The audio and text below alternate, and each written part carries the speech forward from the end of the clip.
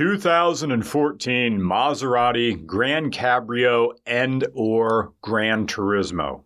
Today's episode of Regular Car Reviews is sponsored by Factor. What is Factor? Factor makes meeting your nutrition goals easier than ever by delivering fresh, never frozen, dietitian-approved meals right to your doorstep. The team of gourmet chefs create each meal using only ingredients with integrity to help you feel your best all day long. Factor has been a great sponsor for Regular Car Reviews. It fits my lifestyle perfectly. I'm always editing, always working out. Sometimes we have marathon editing days because we got to go on trips for later. So I have a choice either to just not eat anything, which sometimes I do, or to get pre-made stuff. Ugh. As much as we all love gas station food, being car enthusiasts, it isn't good for you. Factor supports wholesome eating made simple. Their menus are uploaded weekly and include 27 plus meals and 33 add-on options. Choose your favorite meals or let Factor craft your order based on your taste preferences and meal history. They offer keto, calorie smart, chef's choice,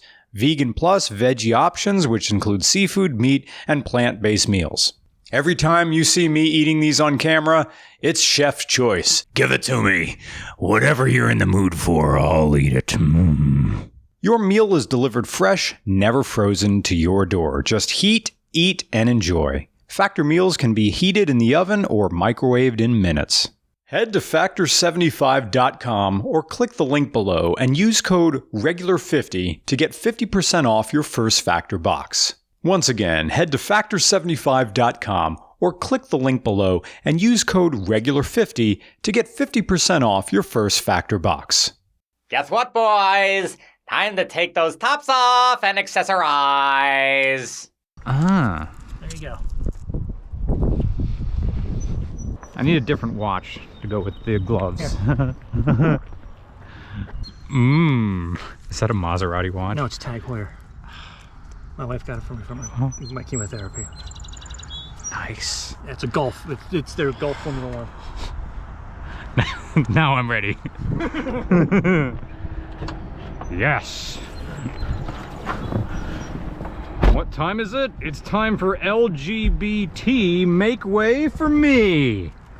Welcome to The Neighbors Must Be Doing Well Luxury. The Lexus LC500 is a better car in every category, except for letting people you hate think you have more money, or at least a good credit score, or lesser, think that you know a finance guy at Kunkleman Fiat, Maserati, Yugo, Opel, Sears and Roebuck, Dave and Buster's, Chicky and Pete's, and Hall & Oates. Tom, the owner, traded a Roush Mustang for this Dr. Scholl's Silver Sneakers comfort car. And I thought, you moron.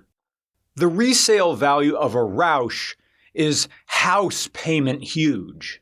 Clarkson said on a classic Top Gear, the Roush was the perfect Mustang. Track-ready suspension, supercharger, and clout to make other Mustang bros look at their driving shoes that will never see a paddock. But Tom said he was tired of his Roush Fording and diming him every few thousand miles. So he traded the Roush for an Italian car that needed no maintenance. I changed the oil and that's it, said Tom. And I looked at him sideways, not quite believing him. But the more I poked around this Maserati, the more I found how, aside from the power top, there's really not much to break here. Because this 2014 was designed in the 2000s and never updated. The steering wheel is a big pillow. The seats are still in their inflation fetish phase. Buttons are rounded with minimal bezels like the buttons on a GameCube controller. The back seats allow some room for your legs so you can sit with them below you instead of over your head trying to find out if the Marilyn Manson rumors were true. But a Roush to a Maserati? Right? I'm still spinning over that trade. The 4.7-liter Ferrari V8 certainly is capable, but there's a different place for it in these states united. And that place is 70 miles an hour to 120 miles an hour, while any sort of big power Mustang, it's 0 to 70. Low-speed track light pulls, no. That's not what this Maserati Gran Turismo is for. You will lose whatever penis primary race is going on here on Lancaster Avenue. Yes, you drove on Route 30 all the way from Philly. But not really, you're from Haverford. But as long as no one in Lancaster checks, you can say you're from Philly. Put the Gran Turismo in show-off mode and the exhaust baffles open, projecting noise into front lawns and bay windows. And you'll drive by, imagining housewives hearing your Italian exhaust. And then they give birth to unfertilized eggs. "Oh, yes," they moan. "Someone in an Italian car drove by." And then they give birth to more eggs, coming disgustingly. The cum is beige, and it smells bad. Vroom! Italian car. Housewife covered in eggs and foul cum. It's surprisingly quiet in here, despite the roof down. Good aerodynamics on Maserati's part. Stable at speed, too. That Ferrari engine is snappy and responsive, no waiting for revs, but this is still a long, heavy vehicle, so you will wait for the power. Deep triple sustained digits are possible. Just think of the Gran Turismo, think of its speed as the slow food movement. All right, unrestricted climb. Give it to me.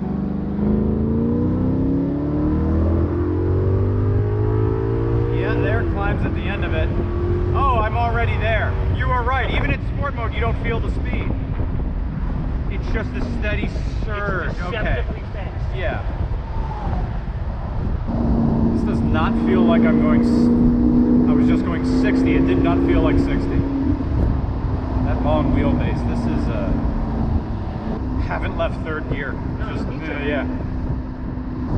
No, just pull left. Pull left.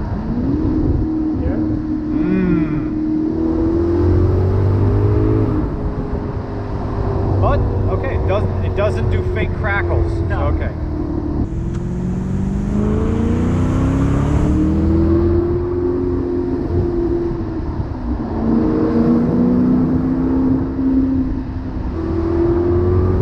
There it is. Ooh, there it is. There it is. Oh, look at that! You're smiling driving a Maserati. Oh. The stupid rich person's car that everybody just moves to Manhattan on their daddy's money because they work at J.P. Morgan or Goldman Sachs or Franklin Templeton.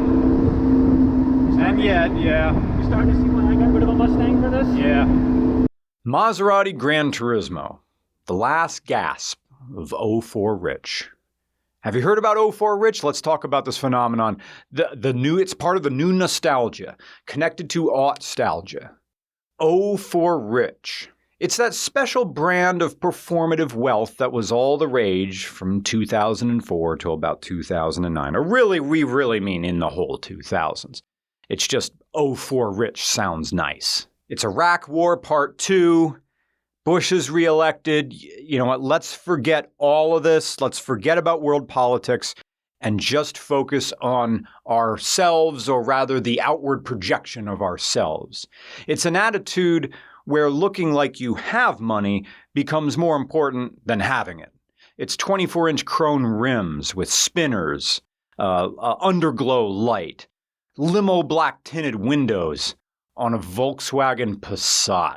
It's driving an Escalade when you've never successfully rhymed 2 words in succession in your entire life. It's the luxury of 2004, rendered outdated and ridiculous through the passage of time. Despite debuting in the later 2000s, 2007, the Maserati Gran Turismo still embodies the spirit of 04 Rich by asking the question, just how much money are you willing to spend to convince people you aren't poor? The MSRP of this model back in 2014 was about $147,000.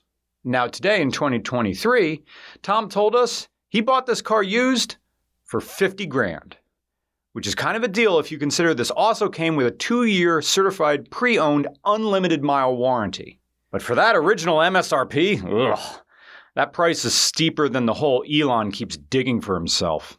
Of course, you could argue that $147,000 probably isn't too far removed from what you'd expect of a fully hand-built Grand Tourer with a Ferrari engine. But even then, if you want a Ferrari engine, just get a Ferrari, right? Well, you can argue that this is closer to a real Ferrari than any pretentious Maseratis that are really mishmashes of, Stellantis these days. Because under the hood, this is a 4.7-liter, 90-degree Ferrari V8 designated the F136. It makes 440 horsepower and 340 pound-feet of torque. It's matched to a ZF 6-speed transmission with a regular torque converter, similar to a 3 Series or a 5 Series BMW. The rear end is 373. You get 6 piston Brembos in the front, 4 pistons in the rear, and the stopping power of a problem child who just heard his dad's F-250 pull into the driveway. It's an engaging experience, not just the drive, but the sounds. There's almost a musical symmetry to how smooth this sounds, as if written line by line on a sheet of staff paper. It has a Baroque quality to it, because it's a real Italian car. America didn't get its chicken nugget crumbed fingers into the design process, which probably contributed to this being the car with one of the shortest development cycles in the history of the automotive industry. From design to production, the Maserati Granturismo took only 9 months to be born. But this baby doesn't suckle at any other teat but the milk-swollen titty of European opulence. It has tall upper gears, revs to 7,300 RPM. At 70 miles an hour, it's barely at 2,000 RPM. And you can take it around a track at 170 miles an hour. Are there faster cars than this? Of course. But Maserati is about appearances. What do you want to be seen driving? In that sense, the Maserati Gran Turismo is exactly the type of car that would have its following in the 2000s and 2010s. Despite being actually kind of bare bones for 2014. No backup camera or lane departure, no radar, cruise control, a body design in 07 and remained the same all the way up to the end of the production cycle in 2019. You get a 19-gallon fuel tank and comfort mode that tries to boost the effective fuel economy by nerfing everything. And you'll get 25 miles per gallon on the highway, but you're only just barely doing better than a Porsche Cayenne of the same year. Put simply, this was an analog car for the digital age, holding on to the last vestiges of tactile functionality before touchscreens became more obnoxiously commonplace than the phrase, "I was today years old when..." And yet, even while it tries to reach out to the more modest driving enthusiast, this Maserati can't seem to stop huffing the fumes of 04 rich, because it's expensive in a way that fails to really justify the expense. It's a luxury car that is minimal on the features, but it also lacks a kind of insane high-end performance of other cars in its price range. Yes, the performance is good. It's great. It sounds better than just about any other car on the road, but the idea of a Maserati is not that you're comparing spec sheets with strangers on a track day. That you don't really care what power this makes or its performance. A Maserati is for looking like you care about what the world thinks of you, because it's luxury. But it's also kind of smug. Like it wants to be congratulated for being above things, like technology and effort. And it has a real Ferrari engine. The engine just converts gasoline to smugness. This is someone who doesn't own a television bragging about not owning a television. This is for time snobs who get a fossil watch and then poo-poo on anything else that's not a fossil. It says fossil's as good as a Rolex. And that hits close to home, because I was kind of thinking of getting a fossil watch. Anyway, This is the type of smug you only find on the personal finance subreddit. This is a 38-year-old bragging about getting carded. This is the type of smugness that can only be unlocked with a cheat code we call the complete lack of accountability. And this is the first Maserati I've ever driven. I always kind of poo-pooed on them. To me, a Maserati is the Ford Taurus of Manhattan. So what? But it does look nice. It performs well. Sounds incredible. But the image Maserati projects is that of conspicuous wealth and hyper-performance, when I feel that only one of those two things has ever been true. Yes, I know about their racing history. I know about the pedigree. You get a Maserati when you want people to wonder what you do for a living. You get a Maserati when you want people to wonder what you do for a living and whether or not they're qualified to do it too. You want to imagine hushed conversations you'll never be privy to. You want to be admired from a respectable distance. This is what you get when you feel empowered by the jealousy of others. And there's nothing wrong with that, really, if you're honest about it. I am. My fetish for first class. Do you think I don't get hard when I slightly glance up and watch everybody else walk to the back of the plane? Yes, that's right.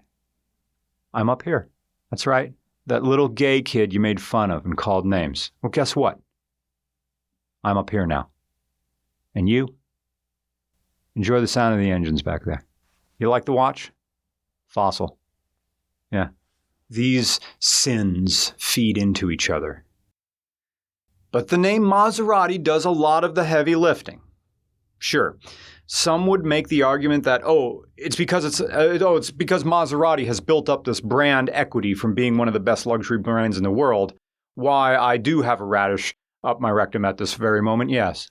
And there's truth to that argument. They do have a lot of positive brand equity, but that's as much a compliment to their marketing team as to the cars they make. And even more than that, it's a compliment to capitalism and the idea that a higher price tag means a better product. A Maserati isn't a bad car, but the only way it makes sense to not choose a better car is if the Maserati name is all you care about. And if so, good on you. But take it from the people who know. There's no outspending in security. And notice, 10-year-old car, 48,000 miles. Is there a squeak or a rattle in it? You know what? You're right, there isn't. There's not a squeak or a rattle in the cowl or anything. The mirror doesn't shake. If you do that with a 50,000-mile Mustang or a Camaro, oh, come on. It's all over the place. This is rock solid. I didn't even notice that. There are no squeaks and rattles in this thing. I'll have to stop making build quality jokes about Maseratis. Alrighty, so that's a wrap.